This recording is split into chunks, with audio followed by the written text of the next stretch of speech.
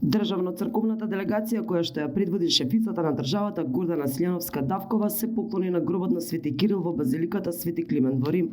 Нејза ја пречекаа македонски вернички кои што преку црковно здружение дошле да дадат почит на делото на сесловенските просветители Свети Кирил и Методи по повод денешниот празник. Горди што за прв пат Македонија ја води жена, не ја заборави и македонската химна која што одекна во една од најзначајните базилики во Рим.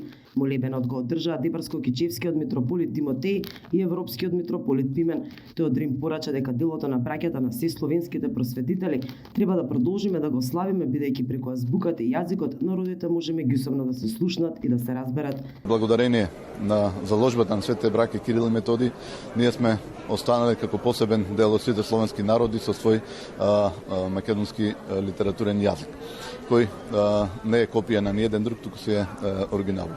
И ете, токму поради тоа, поради и нивната теолошко значење за црквата на светите Кирил и Методи, затоа што преку преводите ни дали да учиме и да разбираме теологијата во потполност, се значајни секако и за тоа што ние сме описменети како народ благодарение на сите нив и затоа сите овие години го правиме тоа чествување. Председателката Силјановска-Давкова порача дека Свети Кирил е значаен, бидејќи не обединува со словенските народи. Тамо видов табли на сите словенски народи, почит кон него. Значи, еве, уште една инспирација дека Кирил порачал дека јазикот е код за разбирање, дека треба да се разбираме, да се обидеме, да се слушаме, да се помагаме.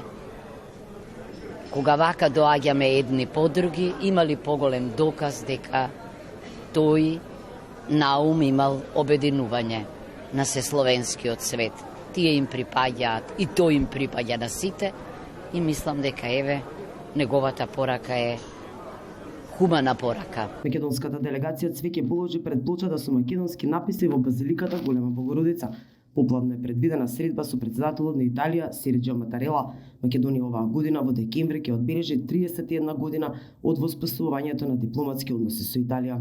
Поклонението на гробот на Свети Кирил во базиликата Свети Климент овде во Рим за прв пат се одржува во 1969 година и од тогаш наваму секоја година се одбележува со највисоки почести од страна на државно-црковната делегација. Плочата пак со македонски написи е поставена во 2015 година во една од најголемите и најзначајните базилики Голема Богородица овде во Рим по иницијатива на поранишниот председател Ѓорѓе Иванов. Од Рим за телевизија Алфа, Паула Костадиновска.